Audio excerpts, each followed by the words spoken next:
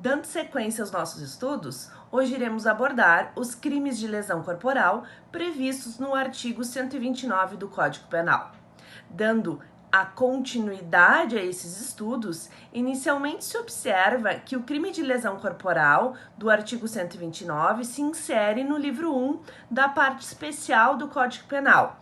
Isso significa que continuamos a tratar do mesmo bem jurídico até então visto, ou seja, estamos diante do bem jurídico pessoa. O artigo 129, e nos seus parágrafos, nos traz 6 modalidades de lesão corporal.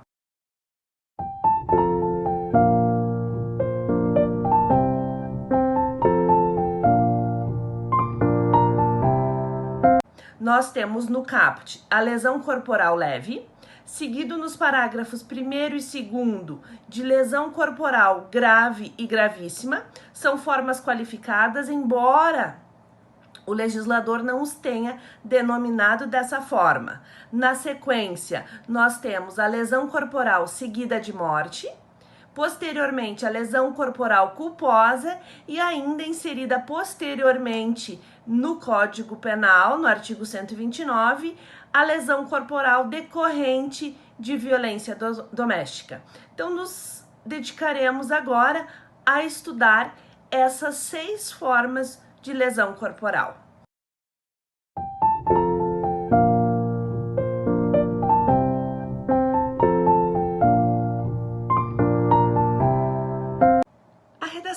Traz o artigo 129 caput é ofender a integridade corporal ou a saúde de outrem.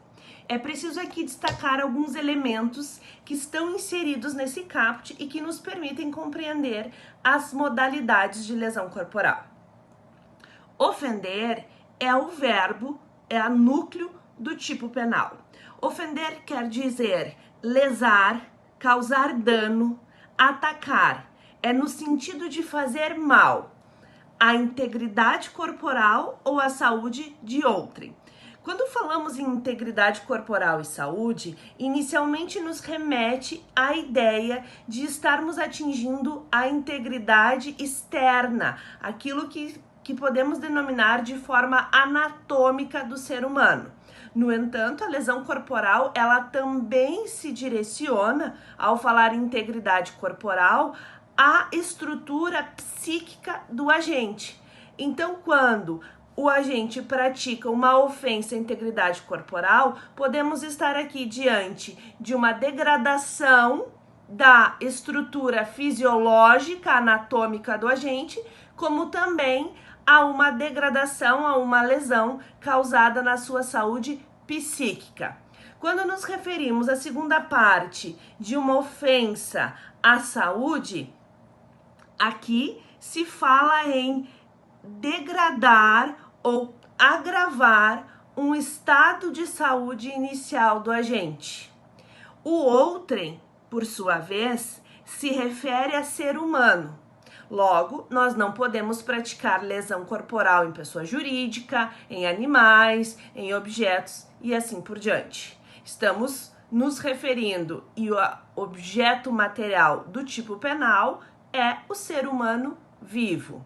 Se fôssemos falar em objetos de causar dano ao crime específico de dano nos crimes contra o patrimônio. Se fôssemos falar em causar lesão, de atacar, de fazer mal a um cadáver, podemos estar aqui diante do crime de ocultação de cadáver, de vilipêndio a cadáver, que tem previsão específica no Código Penal, ou ainda se esse cadáver é considerado objeto de estudo de instituições de ensino, entra nos crimes contra o patrimônio. Reserva-se, portanto, o artigo 129 para o ser humano vivo. O início do momento em que é considerada a possibilidade da prática da lesão corporal não é posição pacífica.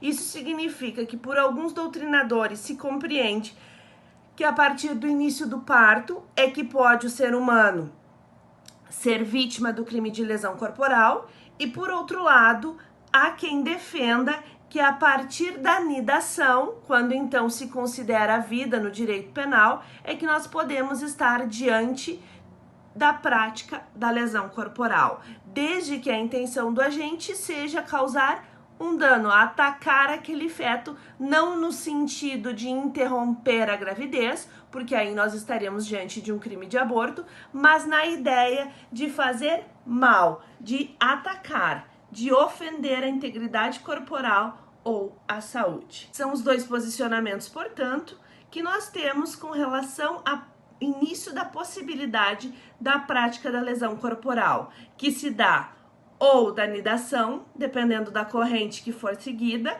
ou do início do parto até a morte do agente. Durante esse intervalo é que pode haver a prática do crime de lesão corporal. Na leitura ainda do caput de ofender a integridade corporal ou a saúde de outrem, podemos aqui afirmar que o crime de lesão corporal, em regra, ele é um crime comum, em razão de que qualquer pessoa pode praticá-lo e qualquer pessoa pode ser vítima dele. Aqui abrindo-se uma ressalva, quando estudarmos o crime de lesão corporal grave e gravíssima, que trazem a previsão da aceleração do parto e ainda do aborto, que aí temos uma vítima específica, e também na situação de lesão corporal doméstica, do parágrafo 9, em razão da violência doméstica, exigir uma circunstância específica. Nas demais situações, estamos sim diante de um crime comum, quanto ao sujeito ativo e quanto ao sujeito passivo.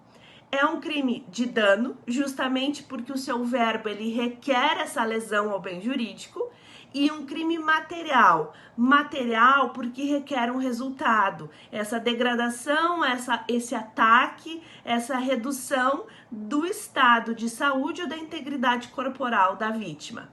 Logo, estamos também diante de um crime que admite tentativa. Eu consigo, então, fracionar a conduta do agente e, consequentemente, ela não sendo atingida no resultado por ele buscado, por circunstâncias alheias à sua vontade, estamos diante de um crime de lesão corporal na forma tentada.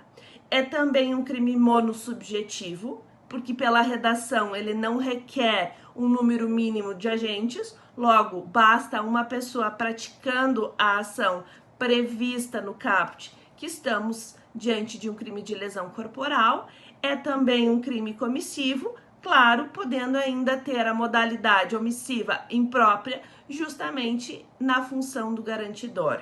E assim como visto nos crimes contra a vida, o crime de lesão corporal deixa vestígios. Ele é um crime não transeunte e, portanto, ele requer seja realizado um exame de corpo de delito, podendo, inclusive, em determinadas situações, exigir um exame de corpo de delito complementar, para que justamente essas lesões, quando estamos diante de algumas hipóteses dos parágrafos 1º e 2º, grave e gravíssima, possam ser confirmadas. Existe ainda a possibilidade de que, diante da inexistência de vestígios ao tempo do exame do corpo de delito, sejam elas supridas por prova testemunhal. Mas a inexistência de qualquer exame de corpo de delito ou do conjunto probatório por meio de testemunhas gera nulidade processual. Então é importante nós atentarmos para essas classificações que nos permitem compreender o crime de lesão corporal.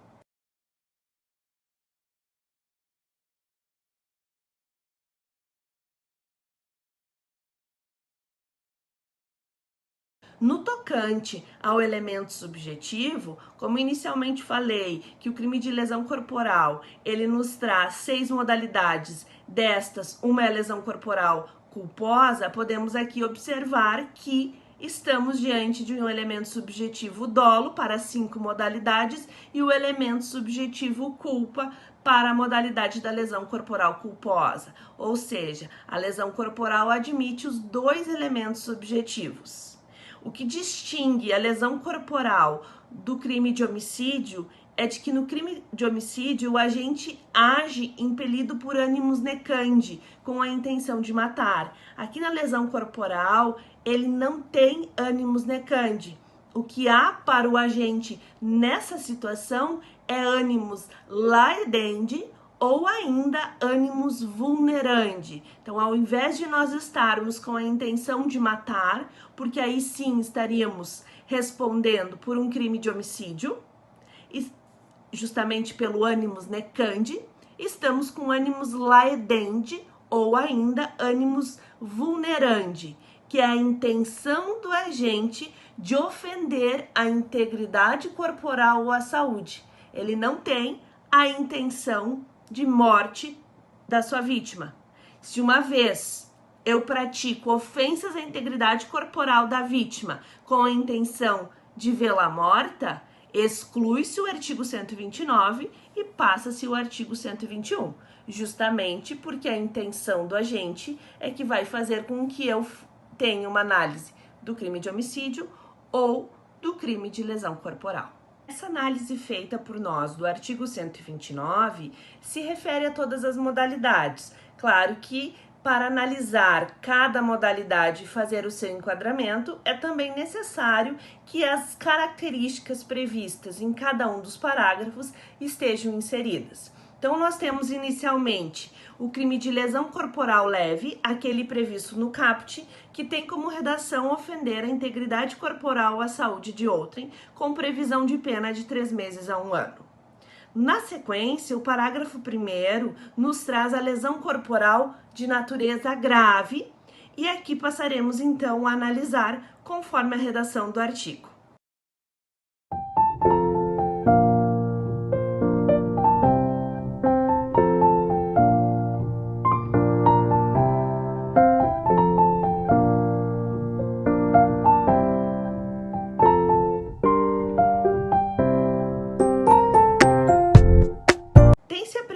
Da pena de reclusão de 1 a 5 anos se ocorrer qualquer um dos resultados previstos no parágrafo 1º. Interessa aqui, inicialmente, analisarmos o inciso 1 do parágrafo 1º. Se ocorrer a incapacidade para as ocupações habituais por mais de 30 dias. Vejamos.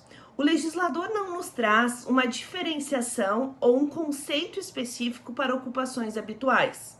Ele deixa esse conceito aberto.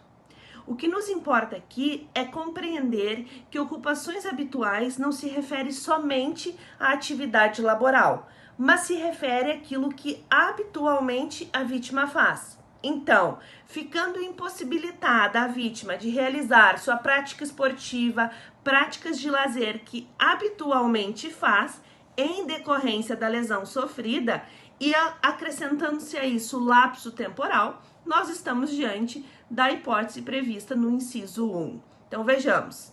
Incapacidade para as ocupações habituais por mais de 30 dias. O segundo requisito do inciso 1 é o lapso temporal de 30 dias. Eu preciso, para configurar a hipótese aqui por nós analisada, que passe esse período de 30 dias, justamente porque se for até 30 dias, não configura, uma vez que o legislador deixou claro que é por mais de 30 dias.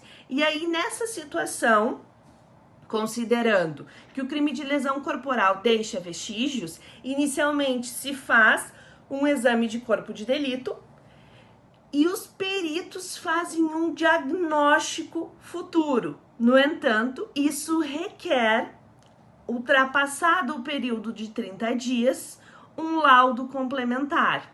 É aqui nos traz o artigo 168, parágrafo 2º do Código de Processo Penal. A necessidade para a configuração da qualificadora da lesão corporal grave por incapacidade às ocupações habituais por mais de 30 dias de um exame complementar. Justamente esse exame é que vai confirmar que as lesões perduraram por esse tempo e, portanto, confirma-se o inciso 1. Essas são, portanto, as duas características que precisamos para confirmar a existência da incapacidade. Primeiro, para as ocupações habituais e segundo, por mais de 30 dias. A segunda possibilidade de lesão corporal de natureza grave diz respeito ao inciso 2, quando nos traz a redação de perigo de vida. Perigo de vida é importante analisarmos que não pode ser a intenção do agente de colocar a vítima em situação de perigo de vida, justamente porque o perigo de vida é a proximidade com a morte. Uma vez o agente buscando esse resultado, responde ele por uma tentativa de homicídio e não por uma lesão corporal de natureza grave. Fala-se, portanto, que esta qualificadora ela tem uma natureza culposa, ela é pré-terdolosa, justamente em razão de que a ofensa praticada pelo autor do fato, a integridade corporal ou a saúde da vítima fazem com que ela se aproxime da morte, ela tem um perigo de vida. E isso será verificado em razão das circunstâncias e da lesão praticada. Esse perigo de vida, ele é eminentemente uma ideia de um crime pré-terdoloso. Por quê? Porque o dolo, ele se verifica justamente na ofensa à integridade corporal e à saúde, e a culpa está na extensão dessa lesão que coloca a vítima em uma proximidade com a morte. Mas como vimos, é um crime que deixa vestígios e da mesma forma requer um exame de corpo de delito que ateste esse perigo de vida. É também necessário aqui destacar que os peritos não podem fazer nenhum prognóstico, e sim somente um diagnóstico, como nós vimos no inciso anterior. Atestam aquela realidade e a gravidade das lesões sofridas pela vítima. E aí, consequentemente, se observa a existência ou não do perigo de vida. Uma vez existindo, estamos diante da possibilidade, então, do inciso 2 de lesão corporal grave.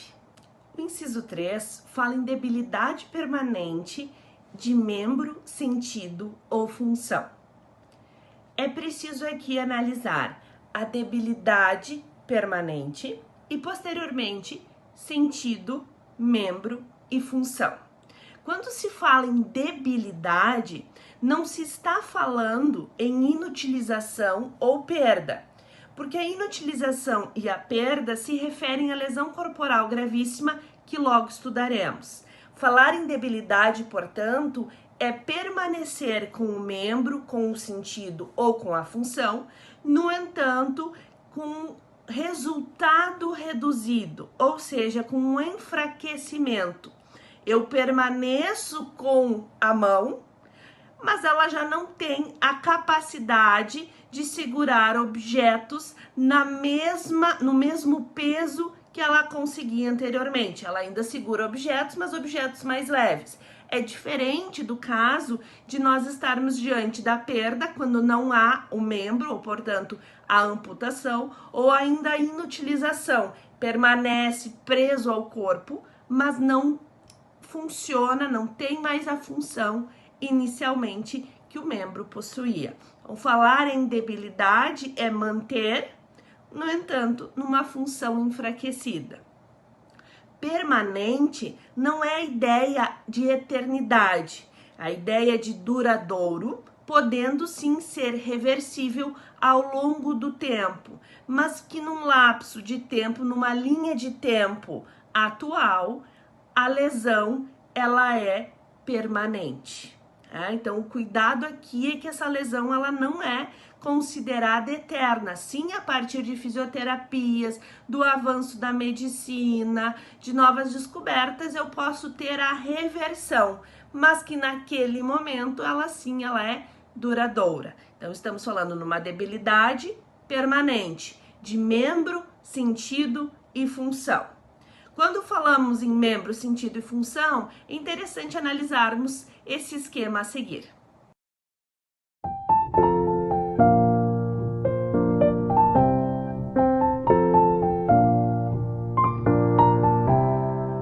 Como visto, nós temos aqui membros, sentidos e funções. Ao falar de membros, existem os membros superiores e os membros inferiores.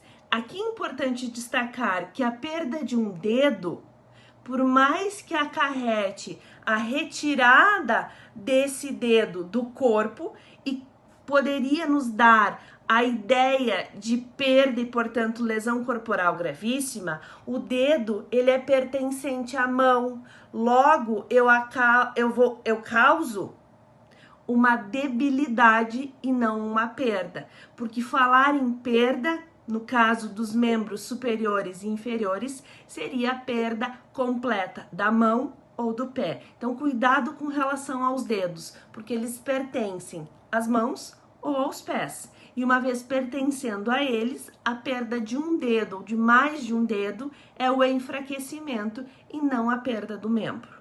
Quando falamos da debilidade de sentidos, e aqui considerando os 5 sentidos que o ser humano possui, é também importante ter um cuidado. Digamos que em razão da lesão sofrida pela vítima, ela tem a perda de um dos olhos, ou ela fica surda de um dos seus ouvidos. Consideramos isso uma perda e, portanto, uma lesão corporal gravíssima ou uma debilidade do sentido. Como nós não estamos falando em surdez completa, em cegueira completa, no exemplo aqui dos sentidos trazidos, é uma debilidade permanente. Só se fala, portanto, em perda do sentido, e aí estaríamos diante de uma lesão corporal gravíssima, se fosse a cegueira completa, perda da visão nos 2 olhos. Da mesma forma, a surdez completa, perda desse sentido nos 2 ouvidos.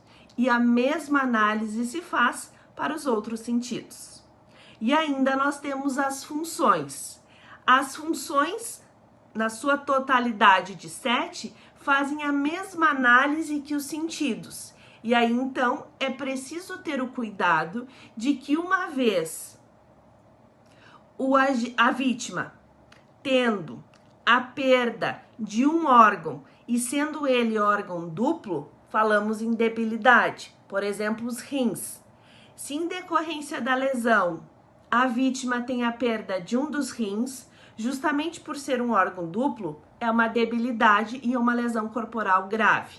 Se houvesse a perda dos 2 rins, estaríamos, portanto, falando em lesão corporal gravíssima.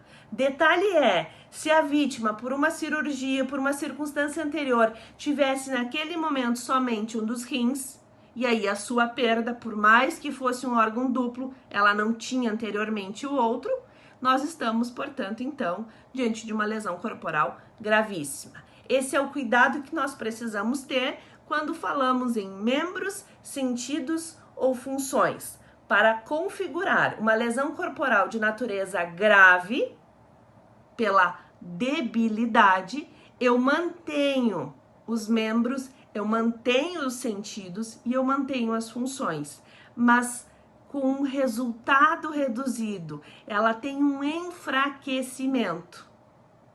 Quando há a perda ou a inutilização desses membros, sentidos ou funções, aí passa-se a analisar o que o parágrafo 2º traz de lesão corporal gravíssima, que logo veremos. E temos ainda o inciso 4, que fala de aceleração do parto, também enquanto uma lesão corporal de natureza grave. Primeiro ponto aqui é analisar essa terminologia.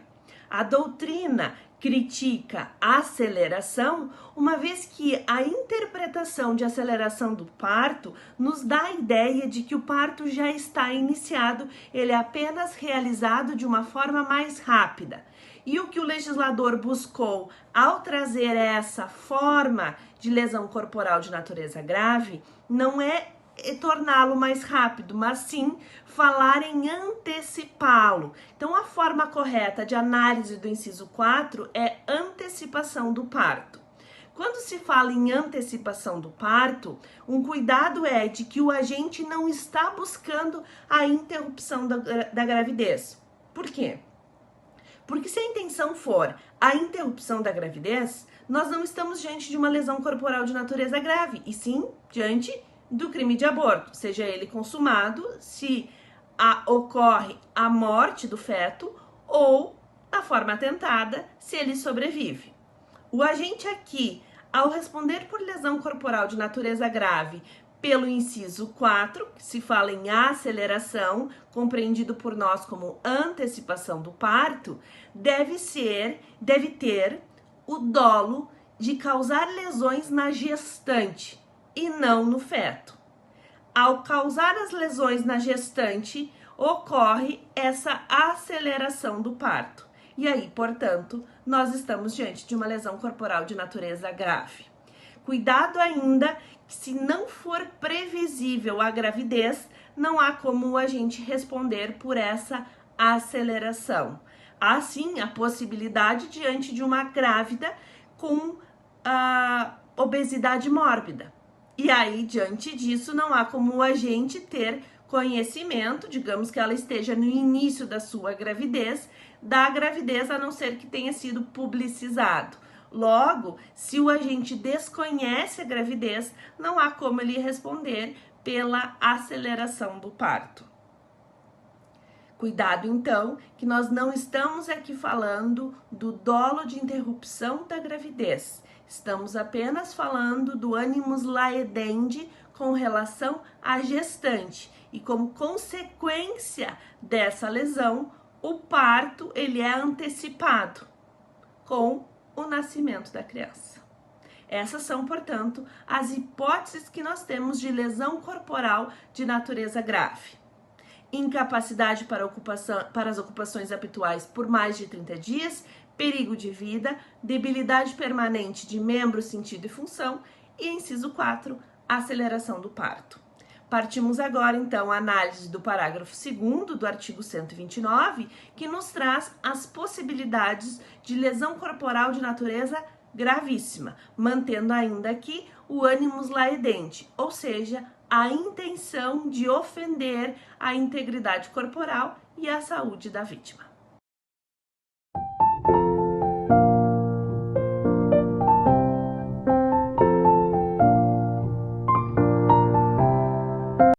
Iniciamos então com o inciso 1, que nos traz a incapacidade permanente para o trabalho. Essa é uma forma de lesão corporal de natureza gravíssima. Ao contrário do que nos traz o inciso 1 do parágrafo 1º da incapacidade para as ocupações habituais por mais de 30 dias, aqui falamos em incapacidade permanente para o trabalho. Não há um tempo mínimo e também não há esta abrangência de atividades. O que nos referimos é somente ao trabalho. O permanente, como já mencionado, não é algo eterno, é duradouro, mas pode ser revertido no decorrer do tempo. Quando se fala em incapacidade para o trabalho, devemos ter um cuidado com a ideia que o trabalho nos traz. Embora tenhamos doutrinadores que compreendam que o trabalho é genérico e, portanto, somente se configura se a pessoa não estiver habilitada a qualquer atividade profissional, compreende-se que essa elasticidade faz com que quase ninguém venha responder e se torne inútil essa previsão do inciso 1. Justamente porque existe a possibilidade de adaptação e o ajuste das pessoas para outras atividades profissionais. Então, se tem uma ressalva e uma análise um pouco reduzida quando se fala de trabalho. Se fala referente às habilidades e competências daquela vítima, ficando ela impossibilitada de exercer a sua profissão no sentido da habilidade que ela tem para aquela determinada atividade, é então que se configura o inciso 1. E aí o cuidado de novo é que não há tempo mínimo como nós temos para a lesão corporal de natureza grave. No inciso 2, o que nós temos é a enfermidade incurável, ou seja, em decorrência da lesão sofrida pela vítima, ela contrai uma enfermidade incurável.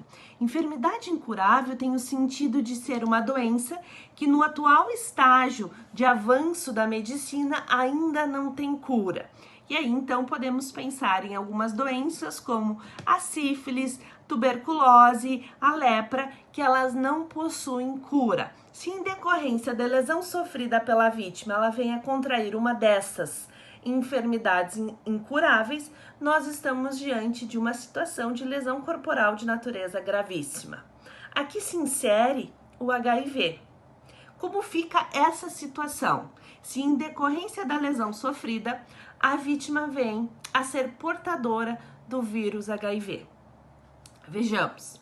E aqui se faz um parênteses para inserir outros dois tipos penais.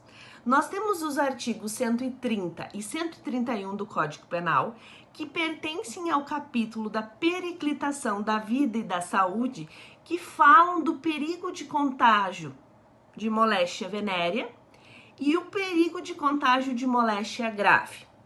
Vejam, enquanto que na lesão corporal nos referimos a um crime de dano que causa uma lesão ao bem jurídico, quando falamos em perigo de contágio de moléstia venérea ou um perigo de contágio de moléstia grave, que são os artigos 130 e 131, é quando a gente pratica atos intencionalmente com o fim de transmitir uma moléstia venérea ou uma moléstia grave.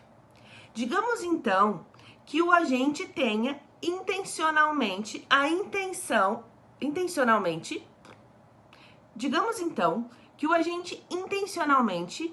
busque transmitir gonorreia, uma doença sexualmente transmissível. Mesmo que ele mantenha relação sexual com outra pessoa e esta pessoa não é contaminada, ainda assim ele responde pelo artigo 130. Por quê? Porque nós estamos diante de um crime de perigo. Basta a ameaça ao bem jurídico. E é o que traz a redação do 130, que posteriormente faremos uma análise mais cuidadosa. Eu só trago ele agora para que nós possamos entender onde se insere a análise do HIV. Embora seja uma forma de sua transmissão à via sexual, não é a única e, portanto, o artigo 130 não se insere nessa situação. Ou seja, falar em perigo de transmissão de moléstia venérea não é a possibilidade de uma pessoa portadora do vírus HIV com intenção de transmitir, manter relação sexual, que ela irá responder pelo 130, justamente porque o HIV tem outras formas de contágio e não somente a relação sexual. Por sua vez, o 131 fala em praticar atos capazes de produzir a contaminação de moléstia grave. Vejam que atos capazes é uma forma livre e permite, então, não só a via sexual, quando não se fala numa doença venérea exclusivamente, mas também outros atos, por meio da transfusão de sangue, por exemplo, que possam contaminar a vítima daquela moléstia grave.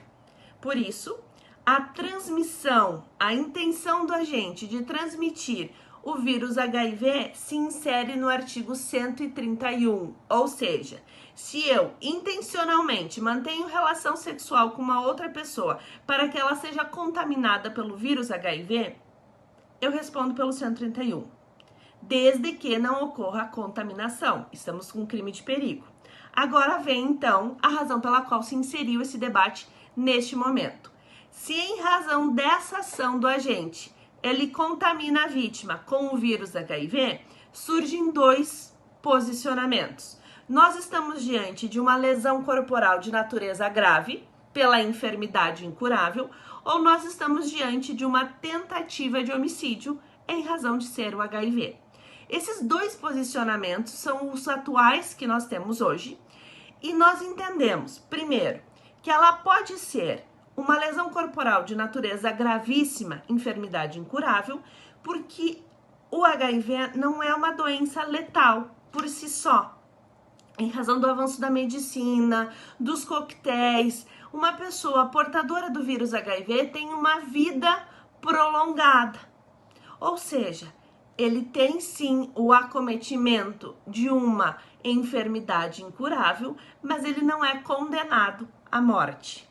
Por outro lado, há uma corrente que entende que nós estamos diante de uma tentativa de homicídio em razão do fato de que o vírus HIV é mortal, ou seja, uma doença letal, e acarreta isso à vítima. É um posicionamento minoritário, mas é um posicionamento que nós temos e é importante considerá-lo.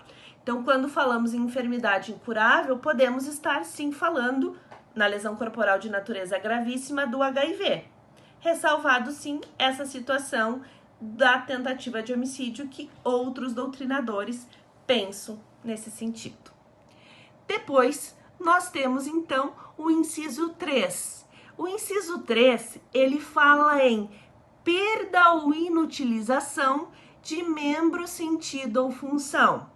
Buscando a análise que nós fizemos na lesão corporal de natureza grave, quando se falou não em perda ou inutilização, mas no enfraquecimento, falando em debilidade, aqui sim se fala inutilização permanece com o membro, com o sentido ou com a função presa ao corpo, mas ela não mais atende à utilidade para a qual ela existe. Então, eu permaneço com a minha mão, mas ela não mais tem sensibilidade, ela não mais consegue segurar objetos, ela não mais se presta a função que ela deveria se prestar. Quando eu falo em perda, é a total inexistência. É como se fosse uma amputação de um braço, a amputação de uma perna, a amputação de um pé, a inexistência do sentido, como a cegueira completa, como a surdez completa, ou ainda quanto à função inexistente. Podemos pensar aqui numa função reprodutora, que é uma delas. Momento em que o agente tem, em decorrência da lesão sofrida, a perda total da sua função reprodutora, nós estamos diante de uma lesão corporal de natureza gravíssima.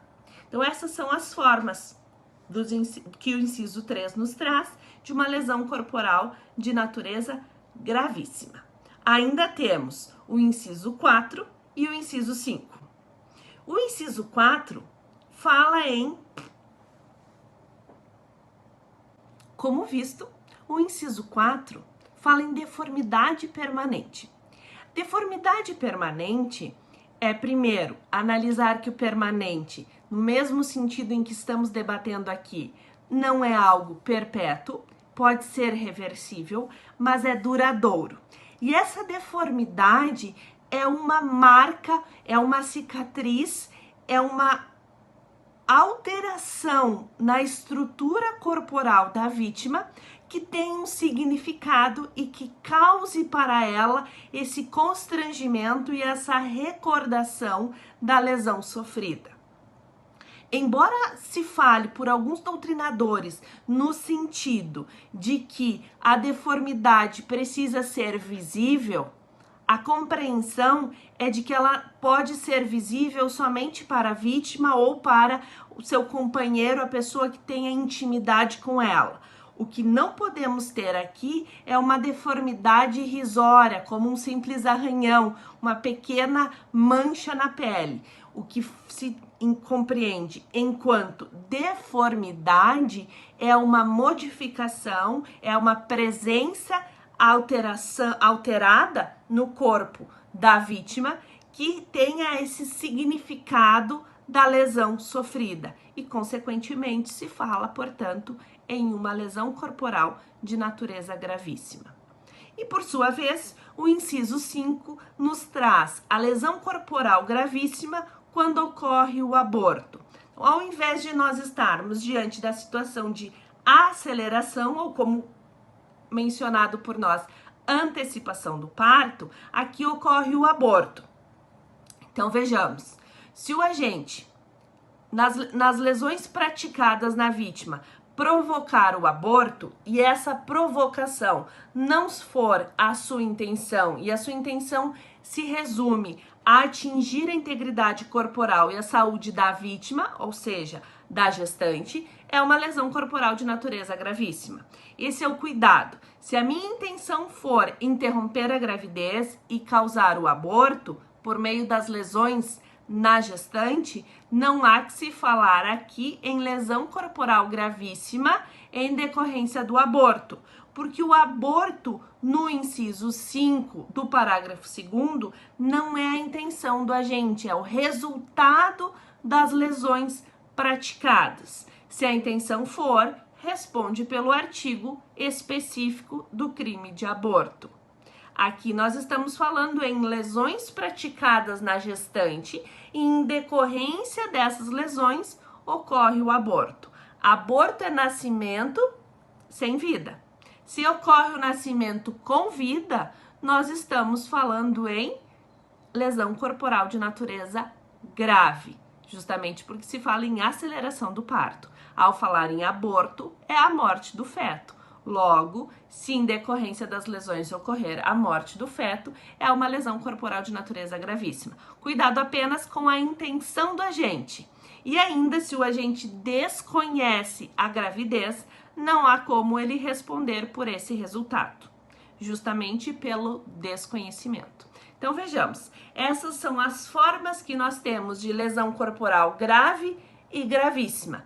Se nós não estivermos diante das situações elencadas nos parágrafos 1º e 2º do Código Penal, do artigo 129, nós estamos diante, falando em animus laedendi ou animus vulnerandi, de uma lesão corporal de natureza leve trazida no caput.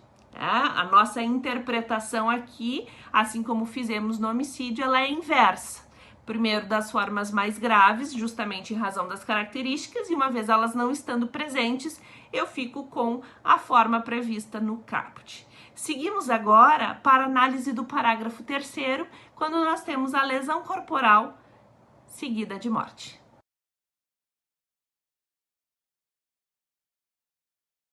O parágrafo 3º do artigo 129 fala na lesão corporal seguida de morte, e aqui é importante nós destacarmos que esse resultado morte é pré-ter-doloso, ou seja, ao animus laedendi do agente no sentido de ofender a integridade ou a saúde da vítima. Ao ofender a integridade ou saúde da vítima por um excesso na sua atuação, causa a morte do agente. Esse resultado morte é culposo e por isso que se fala que é uma forma pré-ter-dolosa. Digamos que ao ofender a integridade corporal da minha vítima, empurro ela ao chão e não percebo que debaixo de um arbusto estava uma pedra pontiaguda. Essa pedra vem a se chocar com a cabeça da vítima, que tem o óbito na sequência. Respondo eu por um crime de homicídio, seja ele na forma dolosa ou culposa? Não, porque a minha intenção nessa situação aqui era ofender a integridade corporal ou a saúde da vítima. E em decorrência dessa ofensa, no seu excesso, porém negligente ou imprudente, eu causo a morte. E aí é para isso que existe a previsão do parágrafo 3º numa forma pré-ter-dolosa. No entanto, se a intenção do agente ao iniciar as ofensas à integridade corporal é causar-lhe a morte, exclui-se o artigo 129 e passa-se então a uma análise do artigo 121, crime de homicídio.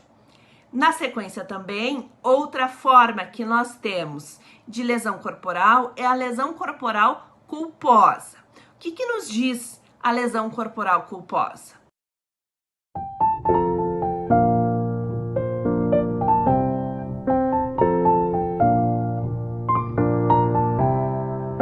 Se a lesão corporal é culposa, decorre do agente uma prática negligente, imprudente ou imperita. Isso significa que não há no agente o animus laedendi ou o animus vulnerandi. Não há nele a intenção de ofender a integridade corporal ou a saúde da vítima. Se em decorrência de uma negligência, de um agir de menos, de uma imprudência, de um agir em excesso ou de uma imperícia, de uma falta de habilidade técnica, ele causa uma lesão corporal na vítima, nós estamos diante de uma possibilidade de lesão corporal culposa.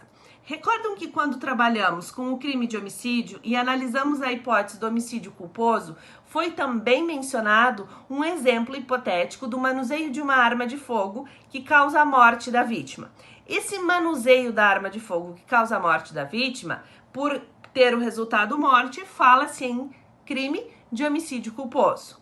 Se em razão desse manuseio da vítima eu causo uma lesão na vítima, eu ofendo a sua integridade corporal, mas ela não vem a óbito, eu estou então diante de um crime de lesão corporal culposa. O que nos importa aqui analisar é que não há no agente a intenção desse resultado de lesão corporal. Há nele, sim, uma negligência, uma imprudência, uma imperícia. E em decorrência disso, ele responde pelo crime de lesão corporal culposa. E ainda temos, no parágrafo 9º, o crime de lesão corporal em decorrência de violência doméstica. Então vejamos, já estudamos lesão corporal de natureza leve, do caput, lesão corporal de natureza grave, do parágrafo 1º, lesão corporal de natureza gravíssima, do parágrafo 2º, e a lesão corporal seguida de morte, do parágrafo 3º.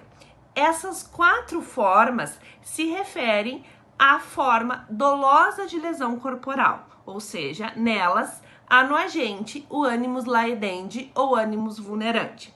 Nós vimos também a lesão corporal culposa, em que se exclui o animus laedendi e analisa-se a conduta do agente em decorrência da negligência, da imprudência e da imperícia. E ainda temos o parágrafo 9º, que fala da lesão corporal em decorrência da violência doméstica. Então vejamos aqui a redação que nos traz esse parágrafo.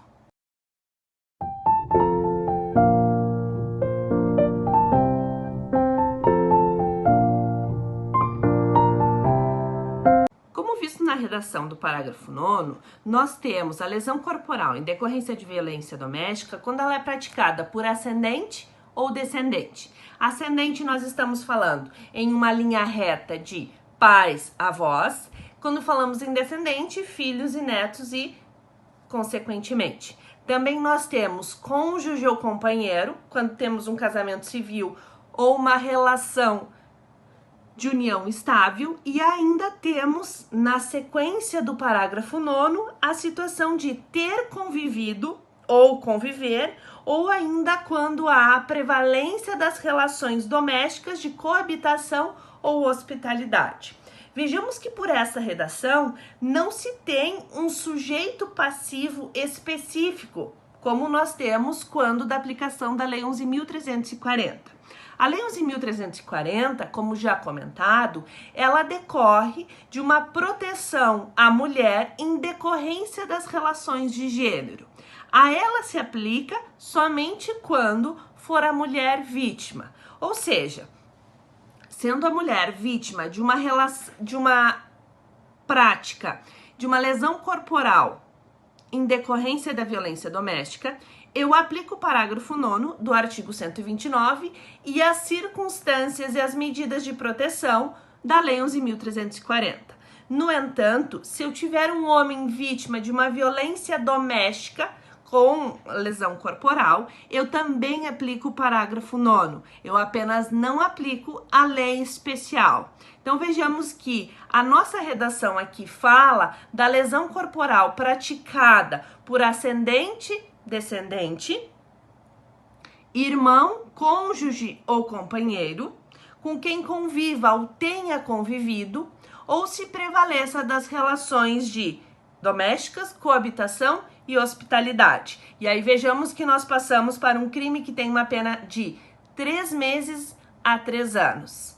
Esse crime de lesão corporal em decorrência da violência doméstica é uma outra forma qualificada do crime de lesão corporal e ele se aplica somente nessas circunstâncias. O cuidado aqui que eu faço é que a nossa vítima é qualquer pessoa, homem ou mulher. O que importa para responder pelo parágrafo 9º é justamente nós estarmos em uma relação de violência doméstica nas relações de parentesco, de habitação, de hospitalidade ou de relação doméstica que o parágrafo nos traz.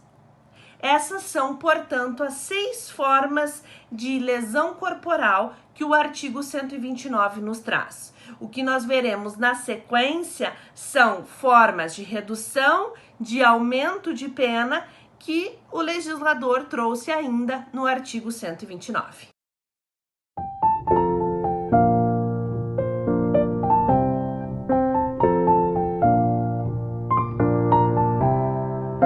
Parágrafo 4º do artigo 129 fala de se o agente comete o crime impelido por motivo de relevante valor social, relevante valor moral ou sob o domínio de violenta emoção após ter sido injustamente provocado pela vítima. Como se percebe, é uma redação idêntica ao que nós temos no artigo 121, parágrafo 1º. Nós estamos aqui diante de uma forma de redução da pena em decorrência dessas circunstâncias. Quando há um relevante valor moral, aquilo que eu tenho como valor, eu indivíduo, eu ser humano, e que me movimenta e que faz com que eu pratique aquela ação. Um relevante valor social, são valores comuns a um grupo. Ou ainda quando eu sou dominado por uma violenta emoção após ter sido injustamente provocado pela vítima. Então vamos pensar nos mesmos exemplos trazidos quando foi trabalhado o homicídio privilegiado. Se eu estou diante de uma situação em que eu abordo, surpreendo o meu filho, criança, sendo agredido sexualmente por uma pessoa, e eu parto imediatamente para cima dele, no sentido de defender, de impedir a prática daquele crime, e em razão dessa minha defesa, dessa minha reação, acaba que a pessoa tem uma lesão corporal, nós estamos diante de uma possibilidade do parágrafo 4º, primeiro, por um motivo de relevante valor moral, ou também ainda diante de uma situação de injusta provocação após ter sido dominado por uma violenta emoção. O outro exemplo que nós trouxemos aqui foi falar de chegar em casa e surpreender o companheiro na companhia de outra pessoa. Se eu reajo imediatamente e disparo uma arma de fogo contra meu companheiro, e em razão desse disparo ele tem uma lesão corporal, nós estamos também numa possibilidade de redução da pena.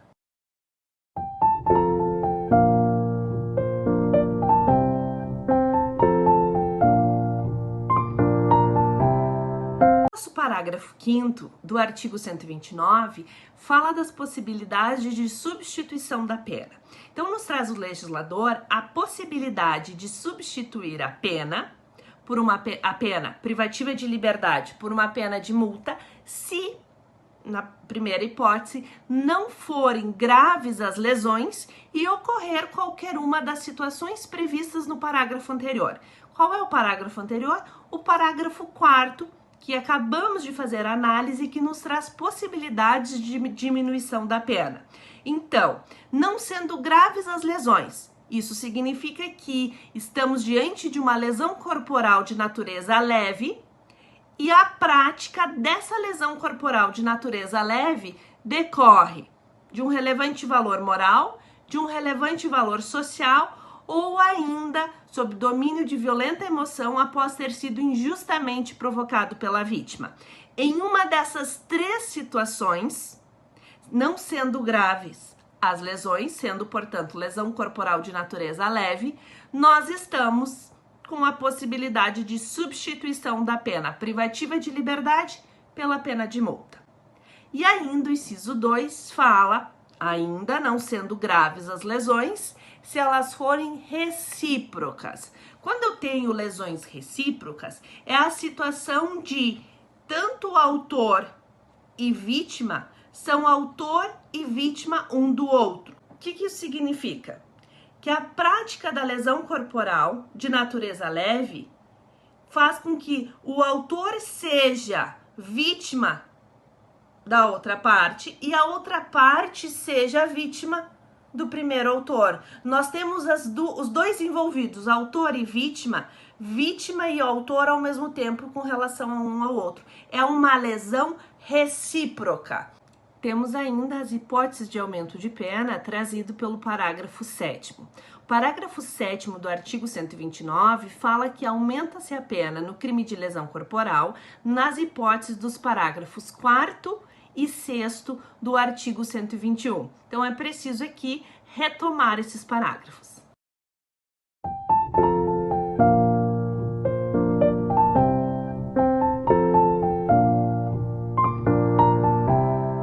Temos, portanto, o aumento da pena de 1/3 se a lesão corporal for de natureza dolosa e nós estivermos com uma vítima que tem até 14 anos de idade ou mais de 60 anos. Também aumentada a pena de 1/3 se a prática da lesão corporal decorre de milícia sob o pretexto de garantir a segurança de um grupo de pessoas. É também aumentada em 1/3 a pena se ocorrer qualquer uma das situações que o parágrafo 4º do artigo 121 nos traz para o homicídio culposo, que aqui no artigo 129 nós analisamos para a lesão corporal de natureza culposa. Quando então nós temos a fuga do autor do fato para evitar a prisão em flagrante, quando nós temos a inobservância de regra técnica inerente à profissão, arte ou ofício, quando o autor do fato não busca diminuir as consequências do ato praticado, ou ainda, quando não presta socorro à vítima. Em essas circunstâncias acontecendo, nós temos o aumento da pena de 1/3. Então, vejamos que o parágrafo 7º do artigo 129 nos traz causas de aumento de pena, tanto para a lesão corporal de natureza dolosa, quanto para a lesão corporal de natureza culposa, uma vez que ele busca a redação dos parágrafos 4º e 6º do artigo 121, que traz essa previsão nas modalidades do dolo e da culpa. Temos ainda aumento de pena quando se refere à violência doméstica. Então, vejamos o que nos trazem os parágrafos a seguir.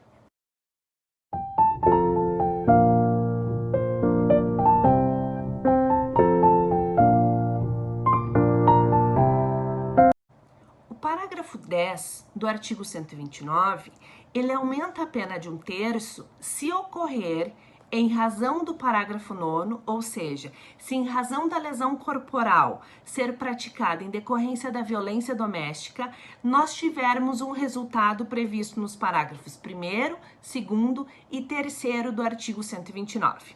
Em outras palavras, se a lesão corporal for decorrente de uma violência doméstica, mas ela for considerada lesão corporal de natureza grave, eu aumento a pena de 1/3. Se a lesão corporal for de violência doméstica e considerada lesão corporal gravíssima, eu aumento a pena de 1/3. E se a lesão corporal for seguida de morte e decorrente de violência doméstica, eu aumento a pena de 1/3. É isso que nos traz o parágrafo 10.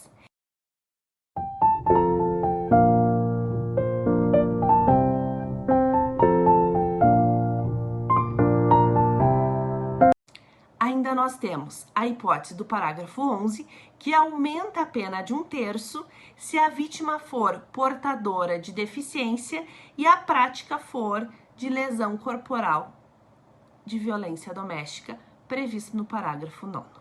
Parágrafo 12, por sua vez, aumenta a pena de 1 a 2/3 se a lesão corporal for praticada em decorrência de agente autoridade indicada nos artigos 142 e 144 da Constituição Federal, durante as suas atividades ou em decorrência das suas atividades, ou ainda a pessoas pertencentes ao sistema prisional, Força Nacional ou ainda cônjuge ou companheiro ou parente consanguíneo até 3º grau. Essa é uma hipótese de homicídio qualificado, se nós recordarmos bem, lá do inciso 7 do parágrafo 2º.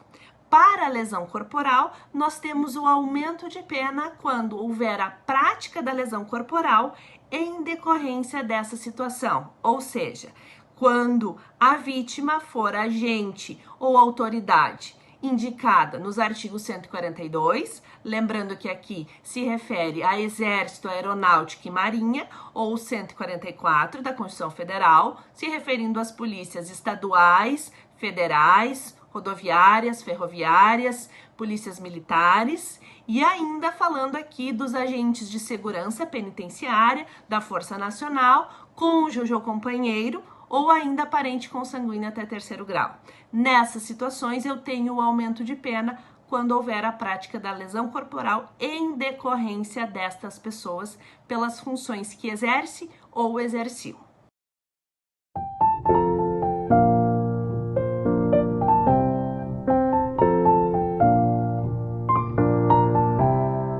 Parágrafo 8º do artigo 129 nos traz a possibilidade de perdão judicial, ou seja, é a possibilidade do juiz deixar de aplicar a pena quando as consequências do crime foram mais graves ao autor do que a própria aplicação da pena. Recordem que essa possibilidade, lá no crime de homicídio, era possível ao crime de homicídio culposo e da mesma forma, o perdão judicial na lesão corporal, ele é aplicado somente na situação de lesão corporal de natureza culposa. Quando analisamos no homicídio, trouxemos uma análise paralela falando da possibilidade de aplicação à situação de homicídio de trânsito de lei específica. Aqui também, então, é importante trazermos a lesão corporal praticada na direção de veículo automotor, do artigo 303 da Lei 9.503 de 1997, nosso Código de Trânsito Brasileiro.